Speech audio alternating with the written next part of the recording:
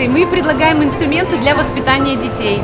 Ну, например, линейка является самым популярным средством, когда ребенок не делает уроки. Вот для маленьких детей обычно рекомендуется применять тапочки. И мы предлагаем это приобрести, чтобы это у вас было всегда под рукой.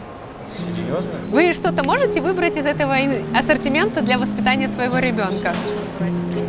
Я бы все это сжег. Ни один из этих предметов вы не считаете актуальным? Нет, абсолютно. Ты вот знаешь что-то из этих инструментов? Как воспитывают детей? Что-то встречал в своей жизни? А что-то вот из вашего детства припоминается, что применялось в отношении вас? Просто не билась, но делалось вот так. Когда меня ремнем воспитывали. А видите ли, что люди используют это в своей жизни? Я как-то раз видела на улице зонтиком мама искала.